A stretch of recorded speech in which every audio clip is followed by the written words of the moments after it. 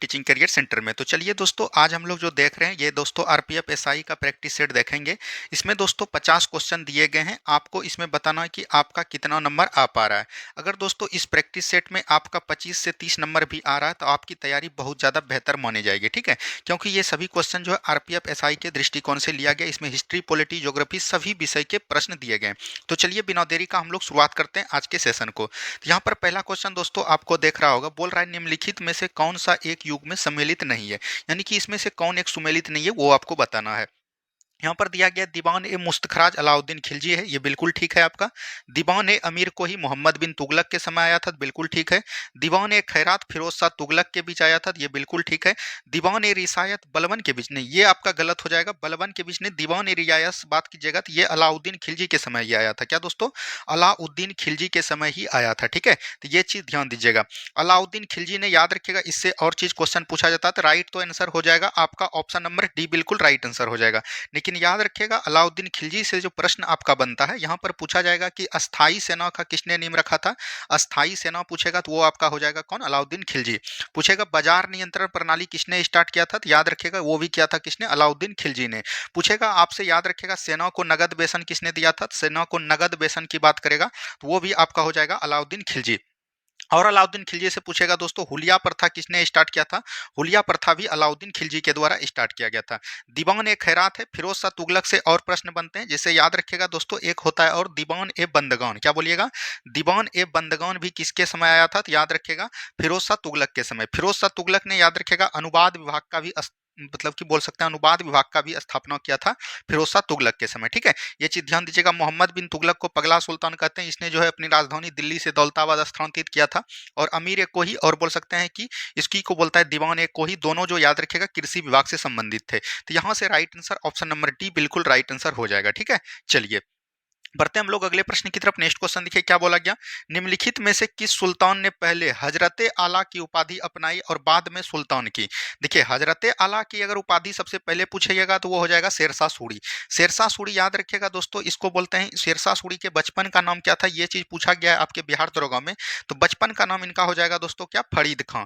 क्या दोस्तों, फरीद खां हो जाएगा, ठीक है। शेरशाह सूरी याद रखिएगा सूरी वंश का संस्थापक बोले जाते हैं इसको। क्या दोस्तों, सूरी वंश का संस्थापक बोला जाता है किसको, शेरशाह सूरी को। शेरशाह सूरी ने, याद रखिएगा दोस्तों, दो युद्ध लड़ा था, एक 1539 में और एक 1540 में। 1539 में क्या बोलते हैं इसको, याद रखिएगा चौसा का युद्ध लड़ा था। और 1540 में याद रखिएगा दोस्तों इसको हम लोग कन्नौज का युद्ध बोलते हैं, या बिलग्राम का युद्ध, जो भी बोलिए दोनों बोलता है। और ये दोनों में याद रखिएगा किसके साथ हुआ था, हुमायूं के साथ हुआ था। और इस दोनों युद्ध में हुमायूं को पराजित किया था। और कन्नौज के युद्ध में हुमायूं को पराजित कर मुगल वंश के स्थान पर इसने सूरी वंश का स्थापना किया था। यह चीज ध्यान दीजिएगा। और शेरशाह सूरी का अगर मृत्यु की बात करिएगा तो ये दोस्तों एक जगह था कलिंजर। क्या दोस्तों, कलिंजर।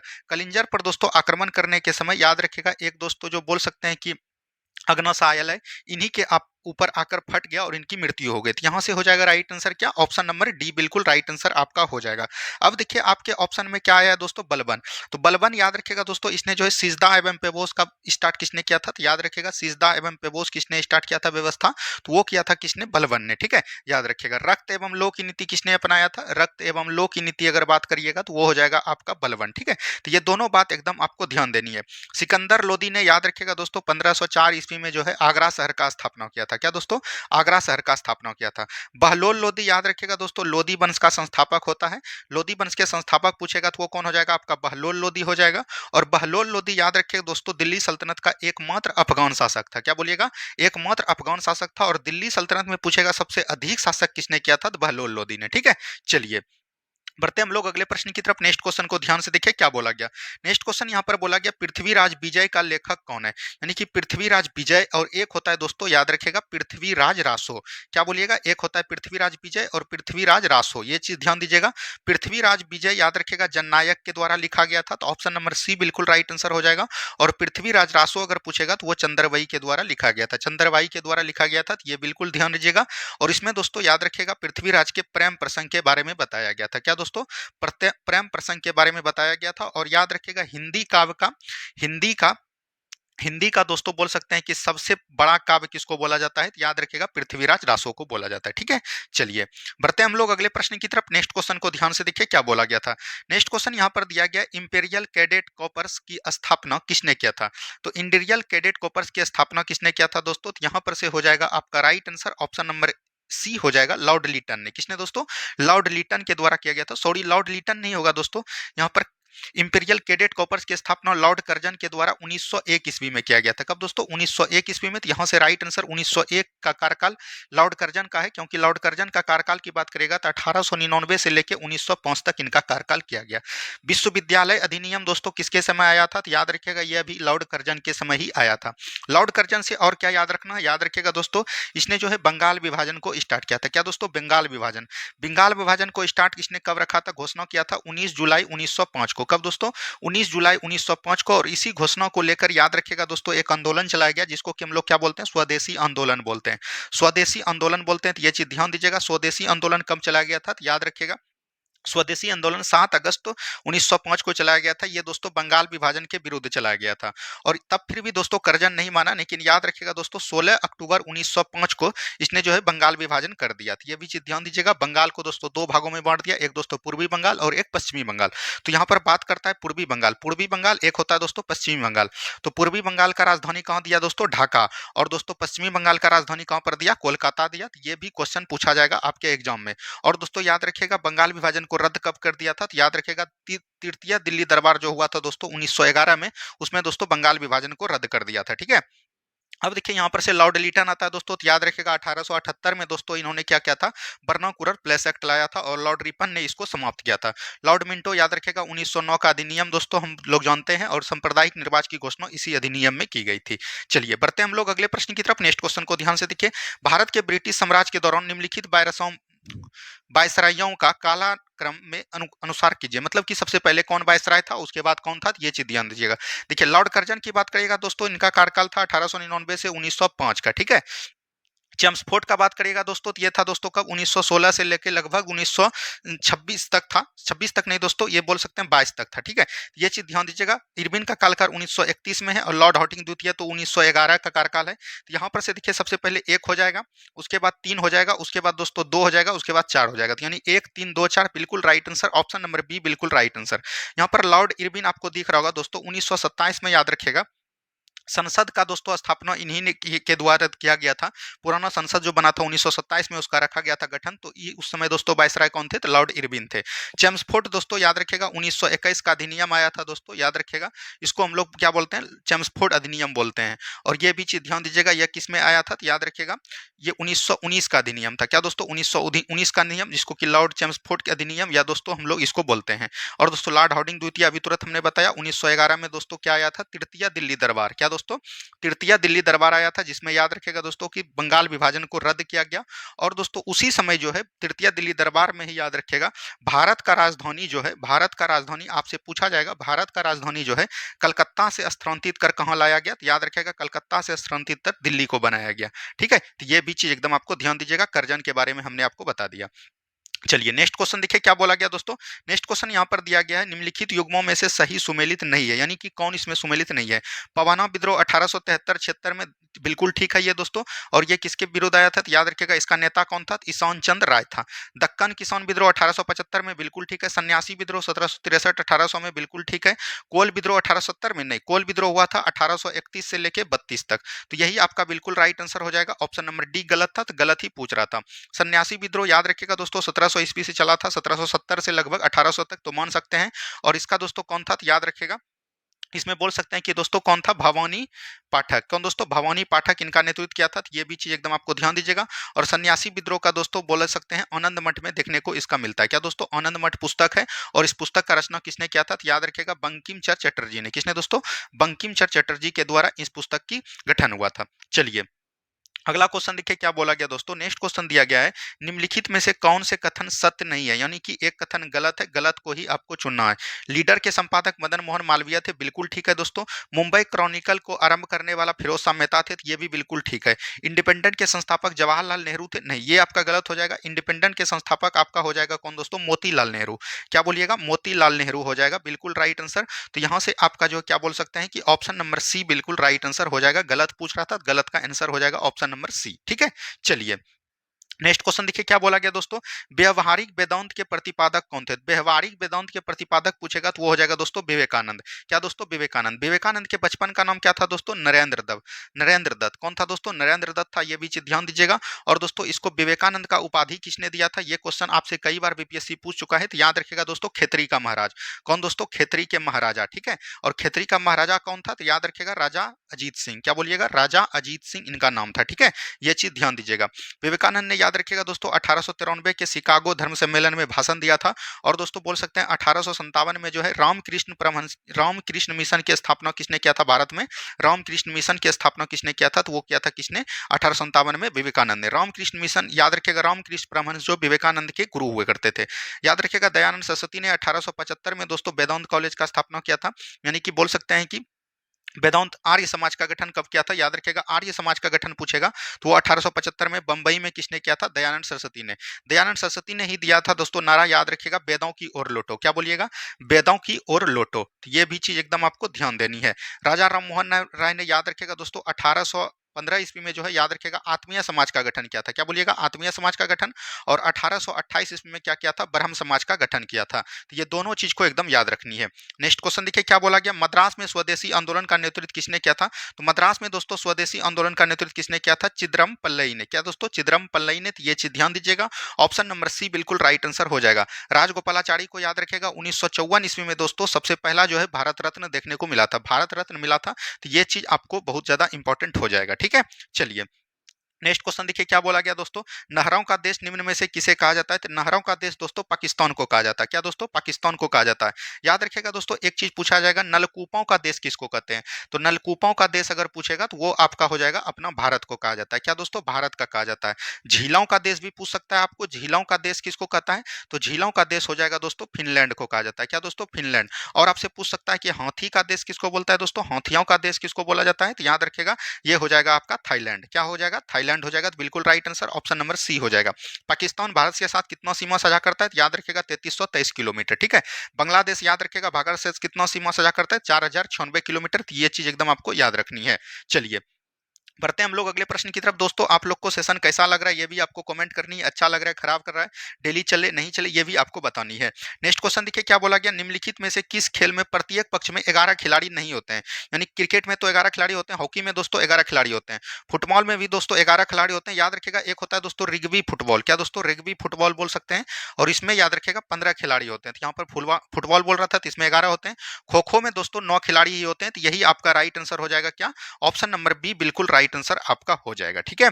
चलिए नेक्स्ट क्वेश्चन देखिए क्या बोला गया, गोवा को पुर्तगाल से स्वतंत्रता किस वर्ष प्राप्त हुई थी। तो गोवा को पुर्तगाल से स्वतंत्रता किस वर्ष प्राप्त हुई थी, तो ये चीज ध्यान दीजिएगा।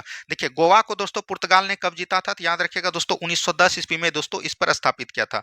और दोस्तों स्वतंत्रता पूछेगा तो ये कब मिला था, तो 1961 ईस्वी में। तो ऑप्शन नंबर सी बिल्कुल राइट आंसर आपका हो जाएगा। क्या दोस्तों, ऑप्शन नंबर सी बिल्कुल राइट आंसर हो जाएगा। अब यहाँ से थोड़ी सी बात को ध्यान से समझिए क्या बोल रहा है क्वेश्चन। देखिए दोस्तों भारत आने वाले सबसे पहले कौन थे, पुर्तगाली थे। पुर्तगाली दोस्तों भारत कब आए थे, 1498 ईस्वी में भारत आए थे।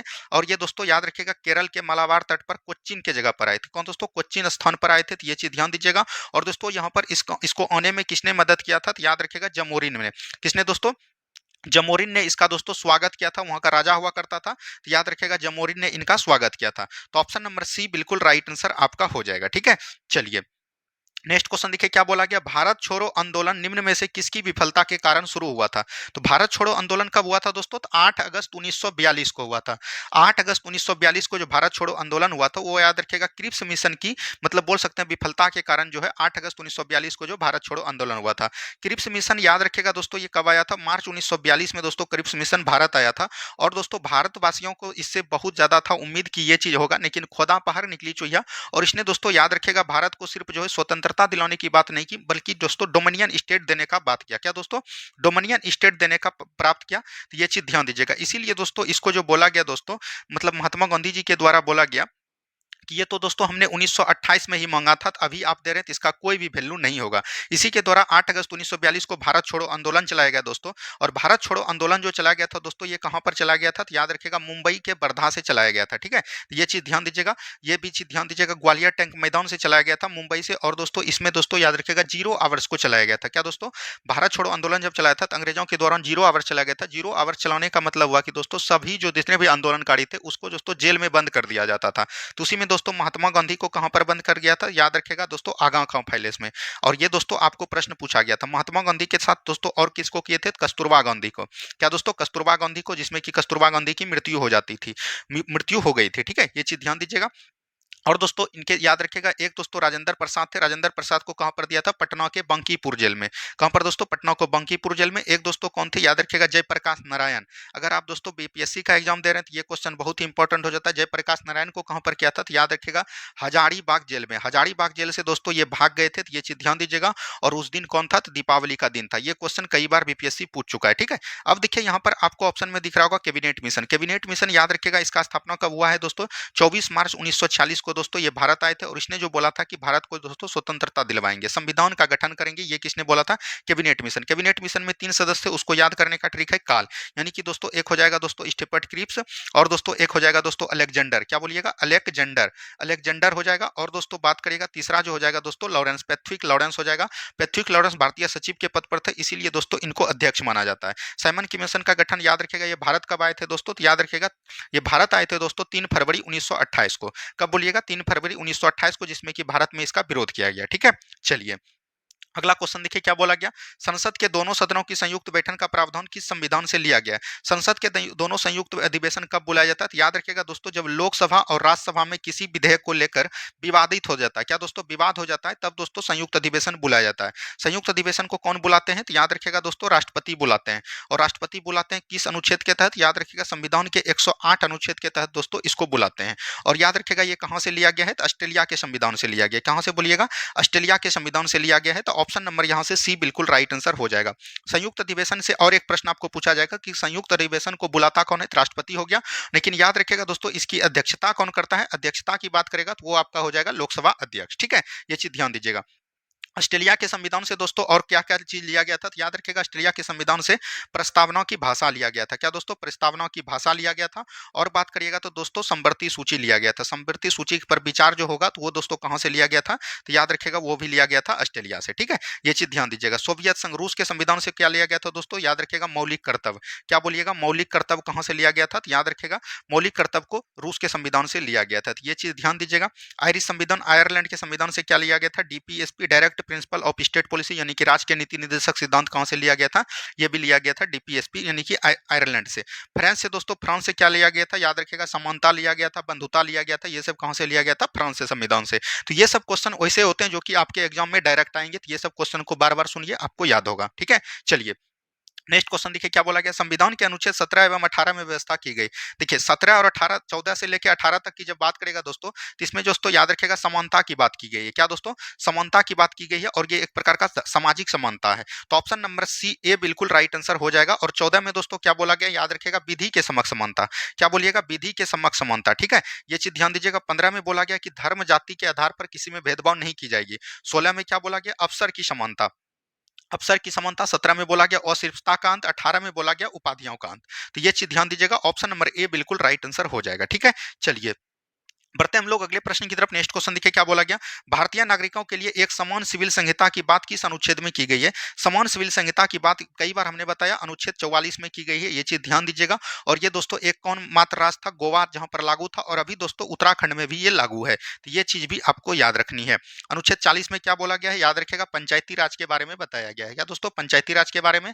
और दोस्तों अनुच्छेद 45 में क्या बोला गया? 6 वर्ष के कम बच्चे को दोस्तों याद रखेगा शिक्षा देना अनिवार्य है। आप लोग गांव सब में देखते होंगे आंगनबाड़ी का केंद्र होता है, वो अनुच्छेद 45 के अंतर्गत ही आता है।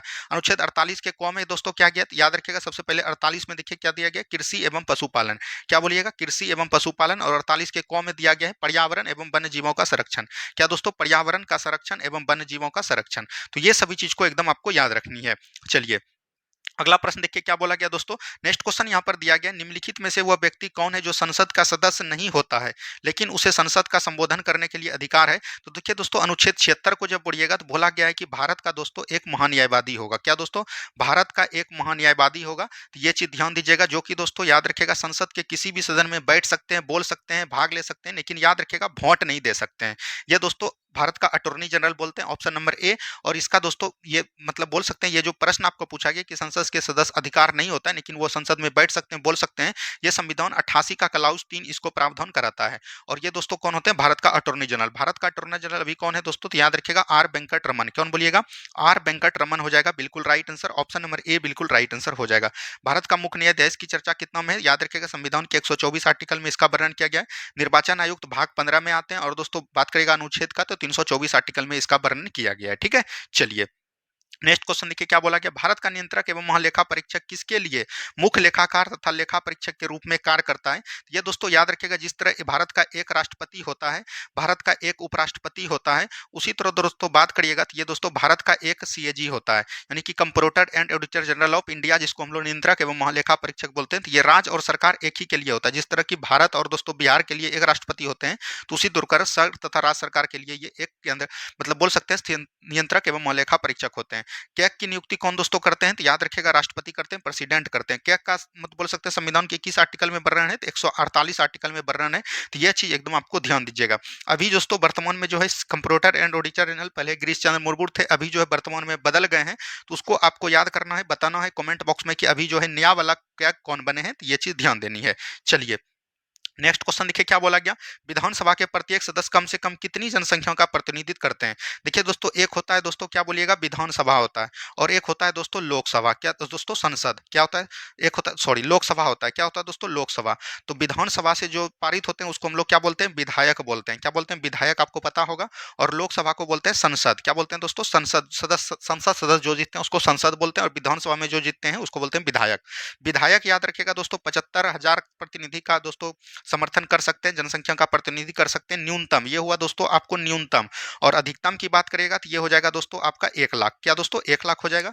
वहीं दोस्तों अगर संसद की बात करेगा तो संसद याद रखिएगा दोस्तों 7.5 लाख जो सबसे न्यूनतम होता है कम, और सबसे अधिक अगर पूछेगा तो अधिक हो जाएगा दोस्तों 10 लाख का प्रतिनिधित्व करते हैं। तो ये चीज एकदम आपको याद रखनी है, कई बार एग्जाम में देखने को आपको क्वेश्चन मिलेगा। ठीक है, चलिए नेक्स्ट क्वेश्चन देखिए क्या बोला गया, अर्थव्यवस्था वैसी स्थिति है जिसे मुद्रास्फीति का साथ मंदी की स्थिति होती कहलाती है। देखिए दोस्तों इसको हम लोग बोलते हैं स्टेगफ्लेशन। मतलब कि कहने का मतलब हुआ कि दोस्तों आपके पास सबसे पहले पैसा नहीं है, उसके बाद दोस्तों क्या है, आपके पास महंगाई भी आ गया है। ठीक है, उसके बाद आपके पास क्या है, बेरोजगारी भी है। क्या दोस्तों, बेरोजगारी भी है। तो ये सभी को बोलते हैं क्या दोस्तों, स्टैगफ्लेशन। ये सभी रूल जो है याद रखिएगा विद्यार्थी पर लागू होता है। तो यह चीज भी एकदम आपको याद रखनी है। ठीक है, चलिए बढ़ते हैं हम लोग अगले प्रश्न की तरफ। नेक्स्ट क्वेश्चन को ध्यान से देखिए, निम्नलिखित में से कौन सा एक सूचकांक भारत में गरीबी की तीव्रता की माप के लिए सबसे उपयुक्त है। तो ये हो जाएगा दोस्तों कौन, बहुयामी सूचकांक। क्या दोस्तों, बहुयामी सूचकांक हो जाएगा। तो ऑप्शन नंबर डी बिल्कुल राइट आंसर यहाँ से आपका हो जाएगा। ठीक है, चलिए नेक्स्ट क्वेश्चन देखिए क्या बोला गया, भारत में नियोजित आर्थिक विकास का शुभारंभ कब हुआ था। तो भारत में नियोजित आर्थिक विकास का शुभारंभ बात करेगा तो ये 1951 में हुआ था। कब हुआ था दोस्तों, 1951 में हुआ था। तो ऑप्शन नंबर सी बिल्कुल राइट आंसर आपका हो जाएगा। ठीक है, चलिए नेक्स्ट क्वेश्चन देखिए क्या बोला गया, जीव भार का पिरामिड किस परिस्थिति तंत्र में उल्टा। देखिए जीव भार जो पिरामिड होता है दोस्तों, ये याद रखिएगा, अगर बात करेगा दोस्तों स्थल मंडल का, स्थल मंडल बात करेगा जैसे घास तास करेगा तो वो दोस्तों आपका हो जाएगा सीधा। क्या दोस्तों, सीधा। और जब भी जीव पिरामिड अगर आपको पानी वहां पर आ जाएगा दोस्तों, तालाब की बात आ जाएगा, नदी का बात आ जाएगा, तब आपका हो जाएगा उल्टा। यहाँ पर उल्टा की बात की गई है तो ऑप्शन नंबर बी बिल्कुल राइट आंसर हो जाएगा। एक होता है दोस्तों ऊर्जा पिरामिड। क्या दोस्तों, ऊर्जा पिरामिड याद रखिएगा हमेशा क्या होता है, सीधा होता है। ठीक है, सॉरी हमेशा उल्टा होता है। तो ये चीज एकदम आपको याद रखनी है। चलिए नेक्स्ट क्वेश्चन देखिए क्या बोला गया, नेक्स्ट क्वेश्चन बोला गया कि निम्नलिखित में से कौन सा स्थल वनस्पति संरक्षण हेतु स्वास्थ्य यानी इन सीटू पद्धति नहीं है। देखिए दोस्तों एक होता है दोस्तों इन सीटू, और एक होता है दोस्तों एक्स सीटू। ये कई बार हमने आपको बताने का प्रयास किया, आज भी हम आपको बता देते हैं। इन सीटू कहने का मतलब हुआ कि दोस्तों जहां पर जो भी मतलब बोल सकते हैं जानवर या जीव दोस्तों जन्म लिए उसके स्थान पर जाकर ही दोस्तों उसका दोस्तों निवारण करना, उसको बोलते हैं इन सीटू। और एक्स सीटू बोलते हैं कि मतलब मान के चलिए कि अभी आपका यहाँ पर मतलब कोई भी जानवर बीमार पड़ा है मतलब मध्य प्रदेश में, और उसको ठीक करने के लिए लेके गया दोस्तों गुजरात, तो ये आपका हो जाएगा इन सीटू, एक्स सीटू। यानी कि एक जगह से दूसरे जगह ले जाना, बाहर निकाल कर उसका देखभाल करना, उसको बोलते हैं एक्स सीटू। तो ये चीज ध्यान दीजिएगा। तो यहाँ पर बोल रहा है इन सीटू कौन नहीं है, तो इन सीटू आपका वनस्पतिक उद्यान हो जाएगा। वनस्पतिक उद्यान एक जगह से दूसरे जगह जा सकते हैं, तो ऑप्शन नंबर बी बिल्कुल राइट आंसर हो जाएगा। ठीक है, चलिए नेक्स्ट क्वेश्चन देखिए क्या बोला गया, निम्नलिखित में से कौन सी सही सुमेलित नहीं है। अलवनीकरण समुद्री जल को द्वारा होता है, बिल्कुल ठीक। प्रतिलोम दोस्तों पेयजल के द्वारा होता है।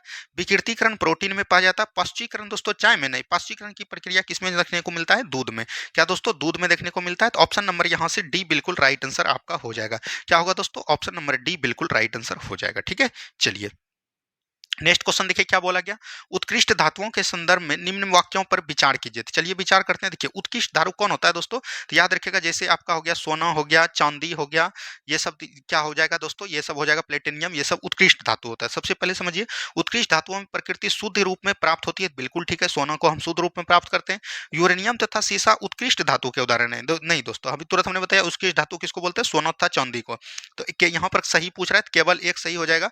यूरेनियम तथा सीसा, तो याद रखेगा दोस्तों ये क्रियाशील धातु है। क्या बोलिएगा, अत्यधिक क्रियाशील धातु कौन होता है, तो याद रखेगा यूरेनियम तथा सीसा। तो यहाँ पर से ऑप्शन नंबर ए बिल्कुल राइट आंसर आपका हो जाएगा। ठीक है, चलिए नेक्स्ट क्वेश्चन देखिए क्या बोला गया, सूची एक को सूची दो के साथ सुमेलित कीजिए तथा नीचे दिए गए कूट का सही उत्तर चुनिए।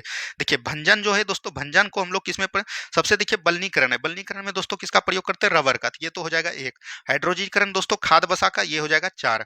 प्रगलन दोस्तों हम लोग किसका प्रयोग करते हैं, तो याद रखिएगा प्रगलन में दोस्तों हम लोग क्या पढ़ते हैं, ताम्र का। ठीक है, तो ये हो जाएगा तीन। और भंजन में दोस्तों पेट्रोलियम का प्रयोग करते हैं, तो ये भंजन विधि द्वारा होता है पेट्रोलियम का उत्पादन। तो यहाँ पर से दो तीन चार एक इसका बिल्कुल राइट आंसर हो जाएगा। तो यहाँ पर लिख लीजिए दो तीन चार एक। ठीक है, ऑप्शन नंबर यहाँ से नहीं है, तो आपको ये चीज ध्यान देनी है। चलिए नेक्स्ट क्वेश्चन देखिए क्या बोला गया, निम्नलिखित कथनों पर विचार कीजिए। पीतल तांबा तथा जास्ते का मिश्र धातु होता है, बिल्कुल ठीक है, जिसको कि हम लोग क्या बोलते हैं, पिताजी बोलते हैं। ठीक है, ये चीज ध्यान दीजिएगा। पीतल किसका मिश्रण है, तो तांबा और जिंक का मिश्रण है। मैग्नेटाइट एल्युमिनियम का सबसे बड़ा महत्वपूर्ण अयस्क है, बिल्कुल गलत हो गया दोस्तों। मैग्नेटाइट लोहा का अयस्क होता है, एल्युमिनियम का अयस्क नहीं होता है। ठीक है, तो यहाँ पर से ये गलत हो जाएगा, तो यही बिल्कुल राइट आंसर हो जाएगा। और दोस्तों देख लीजिए प्राद्वीप सौमिश्रण वे पदार्थ हैं जिसमें पराद्वीप जब आ गया तो ये परा होगा, तो ये बिल्कुल ठीक है। फोटोग्राफी में पोटेशियम नाइट्रेट का प्रयोग होता है, नहीं दोस्तों। फोटोग्राफी में हम लोग किसका प्रयोग करते हैं, तो याद रखिएगा सोडियम ब्रोमाइड का प्रयोग करते हैं। क्या दोस्तों, सोडियम ब्रोमाइड का प्रयोग हम लोग करते हैं, तो ये आपका गलत हो जाएगा। तो यहाँ पर से हो जाएगा क्या दोस्तों, तो याद रखिएगा यहाँ पर से सही पूछ रहा है, तो सही हो जाएगा एक एवं तीन। तो ऑप्शन नंबर बी बिल्कुल राइट आंसर हो जाएगा। ठीक है, चलिए बढ़ते हम लोग अगले प्रश्न की तरफ। नेक्स्ट क्वेश्चन देखिए क्या बोला गया, कीट बक्षी पौधे जिस मृदा में उगते हैं उसमें कमी रहती है। तो कीट बक्षी पौधा जिसमें उगते हैं उसमें दोस्तों याद रखिएगा नाइट्रोजन का कमी रहता है। क्या दोस्तों, नाइट्रोजन का कमी रहता है, तो ये चीज ध्यान दीजिएगा। तो ऑप्शन नंबर सी बिल्कुल राइट आंसर आपका हो जाएगा। ठीक है, ऑप्शन नंबर सी बिल्कुल राइट आंसर हो जाएगा, ऑप्शन नंबर सी। अच्छा, सबसे अधिक जो है नाइट्रोजन किसमें पाए जाते हैं, तो ये चीज ध्यान दीजिएगा किस मृदा में पाए जाते हैं। तो नाइट्रोजन अगर सबसे अधिक तो ये हो जाएगा आपका दलहनी मिट्टी। कौन दोस्तों, जिसमें दाल उगा होगा, दलहनी पौधा। ठीक है, तो ऑप्शन नंबर यहाँ से सी बिल्कुल राइट आंसर हो जाएगा। चलिए बढ़ते हैं हम लोग अगले प्रश्न की तरफ। नेक्स्ट क्वेश्चन देखिए क्या बोला गया, निम्नलिखित युग्मों में से कौन सा सही सुमेलित नहीं है। ब्लीचिंग पाउडर को कैल्शियम ऑक्सीक्लोराइड कहते हैं, तो ये बिल्कुल ठीक है। प्लास्टर ऑफ पेरिस को कैल्शियम बाइकार्बोनेट कहते हैं, नहीं बिल्कुल दोस्तों गलत हो गया। कैल्शियम कार्बोनेट ये आपका गलत हो जाएगा। देखिए प्लास्टर ऑफ पेरिस, जब दोस्तों जिप्सम जिप्सम का आपको फार्मूला पता होगा दोस्तों, क्या होता है, CaSO4 होता है इंटू 2H2O होता है। जब दोस्तों इसका गर्म करके इसका 1.5 अणु दोस्तों निकाल लेते हैं, तब आपका कौन बनता है, पीओपी बनता है। पीओपी का फार्मूला क्या होता है दोस्तों, तो याद रखिएगा CaSO4 इंटू हाफ H2O होता है। क्या दोस्तों, CaSO4 इंटू हाफ H2O होता है, तो यही दोस्तों होता है आपका फार्मूला। ठीक है, तो इसको हम लोग बोलते हैं, याद रखिएगा, कैल्शियम सल्फेट और हेमीहाइड्रेट बोलते हैं। तो ये आपका गलत हो जाएगा, ऑप्शन नंबर बी ही बिल्कुल राइट आंसर हो जाएगा। ठीक है, चलिए नेक्स्ट क्वेश्चन देखिए क्या बोला गया, निम्नलिखित में से कौन सा एक सुमेलित नहीं है, यानी कि एक गलत है। अदरक को राइजोम कहते हैं, बिल्कुल ठीक। अफीम को अफीम का हड्डी कहते हैं, बिल्कुल ठीक। सन को तना कहते हैं। केसर दोस्तों बीज से उत्पादन होता है, नहीं दोस्तों। केकर जो है याद रखिएगा ये वर्तिका से उत्पादन होता है। क्या दोस्तों, वर्तिका से होता है, या वर्तिकाक बोल सकते हैं, या इसी को बोला जाता है पुंकेसर। क्या दोस्तों, पुंकेसर से बोल सकते हैं। तो ऑप्शन नंबर बी बिल्कुल राइट आंसर आपका यहाँ पर से हो जाएगा। ठीक है, चलिए बढ़ते हम लोग अगले प्रश्न की तरफ। नेक्स्ट क्वेश्चन को ध्यान से देखें, यहाँ पर से क्या बोला गया। नेक्स्ट क्वेश्चन है, किस ब्रिटिश सरकार सुधार द्वारा प्रांतों को स्वायत्ता मिली थी। देखिए प्रांतों को स्वायत्ता मिली थी, तो एक अधिनियम दोस्तों 1919 का अधिनियम आता है। इसमें दोस्तों बोला गया कि प्रांत में जो दोस्तों याद रखेगा द्वैत शासन दी जाएगी। प्रांत में द्वैत शासन किस में अधिनियम में आया था, तो याद रखेगा 1919 में। प्रांत कहने का मतलब हुआ राज्य। उसके बाद दोस्तों एक अधिनियम आता है 1900 बोल सकते हैं कि कब दोस्तों, 1935 का अधिनियम। 1935 के अधिनियम में बोला गया कि दोस्तों प्रांत में दोस्तों द्वैत शासन को समाप्त कर दिया। क्या दोस्तों, प्रांत में द्वैत शासन को समाप्त कर दिया और दोस्तों केंद्र में द्वैत शासन को लगा दिया। क्या दोस्तों, केंद्र में द्वैत शासन को लगा दिया। यह चीज बोला गया कि 1935 के अधिनियम में। तो 1935 में मतलब प्रांत में जब द्वैत शासन को समाप्त कर दिया, तो इसी में दोस्तों याद रखेगा प्रांतीय स्वायत्तता लाया गया। क्या दोस्तों, यानी कि प्रांत को स्वतंत्रता दी गई। तो यही चीज पूछा जा रहा है कि किस ब्रिटिश सरकार द्वारा प्रांतों में स्वायत्तता मिली, तो ये हो जाएगा 1935 का अधिनियम। ऑप्शन नंबर यहाँ से ए बिल्कुल राइट आंसर हो जाएगा। और भारत सरकार अधिनियम 1909 में क्या बोला गया दोस्तों, तो याद रखिएगा ये दोस्तों बोल सकते हैं कि मुस्लिम के लिए, क्या दोस्तों, मुस्लिम के लिए दोस्तों पृथक निर्वाचन की मांग की गई, जिसको कि दोस्तों इसमें किया गया। इसको हम लोग क्या बोलते हैं दोस्तों, तो याद रखिएगा इसको जो हम लोग बोलते हैं, इसको बोलते हैं मार्ले मिंटो सुधार अधिनियम। क्या दोस्तों, मार्ले मिंटो सुधार अधिनियम बोलते हैं 1909 के अधिनियम में। ठीक है, ये चीज ध्यान दीजिएगा। 1858 में महारानी का उद्घोषणा हुआ, बिल्कुल ठीक है। 158 आता है दोस्तों अधिनियम, 1858 का अधिनियम। इसमें दोस्तों बोला गया कि दोस्तों भारत का जो गवर्नर जनरल होगा, भारत का गवर्नर जनरल को याद रखिएगा भारत का वायसराय बना दिया।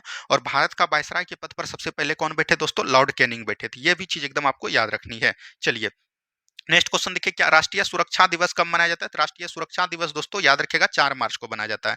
25 जनवरी को क्या मनाते हैं दोस्तों, मतदाता दिवस के रूप में मनाते हैं। क्या दोस्तों, मतदाता दिवस के रूप में मनाते हैं। तो ये भी चीज एकदम आपको याद रखनी है। ठीक है, चलिए नेक्स्ट क्वेश्चन देखिए, क्या बोला गया, निम्नलिखित में से किस विटामिन को हार्मोन कहा जाता है। हार्मोन दोस्तों किसको बोलते हैं, विटामिन डी को। देखिए विटामिन कितने प्रकार के होते हैं दोस्तों, तो याद रखिएगा विटामिन 2 प्रकार के होते हैं। एक दोस्तों याद रखिएगा दोस्तों जल में घुलनशील विटामिन होते हैं, एक और घुलनशील विटामिन होते हैं। तो यह चीज एकदम ध्यान दीजिएगा। जल में जो घुलनशील विटामिन होते हैं वो कौन होते हैं, बी और सी होते हैं। और घुलनशील कौन होते हैं दोस्तों, ए डी ई के होता है। तो ये भी चीज ध्यान दीजिएगा। विटामिन ए का दोस्तों वैज्ञानिक नाम क्या है, रेटिनॉल है। विटामिन बी का क्या है दोस्तों, थायमिन है। विटामिन सी का क्या है दोस्तों, एस्कर्बिक एसिड है। विटामिन डी का क्या है दोस्तों, कैल्सीफेरॉल है। विटामिन ई का क्या है दोस्तों, तो याद रखिएगा टेकोफेरॉल है। विटामिन एफ का क्या है दोस्तों, तो याद रखिएगा फिलोक्विनोन है। तो ये चीज एकदम ध्यान दीजिएगा। तो ऑप्शन नंबर डी बिल्कुल राइट आंसर हो जाएगा। विटामिन बी के याद रखिएगा दोस्तों कॉम्प्लेक्स होते हैं, जिसका कि 8 कॉम्प्लेक्स होते हैं। विटामिन बी 1 हो गया, विटामिन बी 2 हो गया, विटामिन बी 3 हो गया, विटामिन बी 5 हो गया, विटामिन बी 6 हो गया, विटामिन बी 7 हो गया, विटामिन बी 9 हो गया, विटामिन बी 12 हो गया। ये चीज को एकदम याद रखनी है। चलिए नेक्स्ट क्वेश्चन देखिए, क्या बोला गया दोस्तों, सर्टोली कोशिकाएं किस अंग में पाई जाती है। ये दोस्तों बिरसन में पाया जाता है। बिरसन दोस्तों याद रखेगा दोस्तों मानव शरीर का नर जनन तंत्र है। क्या दोस्तों, नर जनन अंग है। ये भी चीज एकदम आपको याद रखनी चाहिए, नर जनन अंग है। ठीक है, ब्रीक दोस्तों याद रखेगा दोस्तों किडनी बोलते हैं इसको हम लोग, क्या बोलते हैं, किडनी। इसका वजन बोल सकते हैं 140 ग्राम होता है और मनुष्य में एक जोड़ा पाया जाता है। यकृत को हम लोग क्या बोलते हैं दोस्तों, जिगर बोलते हैं। इसी को दोस्तों कलेजा बोलते हैं। ये सब चीज एकदम याद रखेगा। और बोल सकते हैं कि दोस्तों इसका वजन अगर पूछेगा तो 1.5 kg होता है। क्या दोस्तों, 1.5 kg होता है। तो ये भी चीज एकदम आपको याद रखनी है। चलिए नेक्स्ट क्वेश्चन देखिए, क्या बोला गया दोस्तों। नेक्स्ट क्वेश्चन यहाँ पर दिया गया, निम्नलिखित में से कौन सा अधिकतम कुशलता पूर्वक सौर ऊर्जा का रासायनिक ऊर्जा में परिवर्तित करता है। तो मतलब बोल सकते हैं कि कुशलतापूर्वक सौर ऊर्जा को रासायनिक ऊर्जा में कौन परिवर्तित करेगा, तो ये हो जाएगा शैवाल।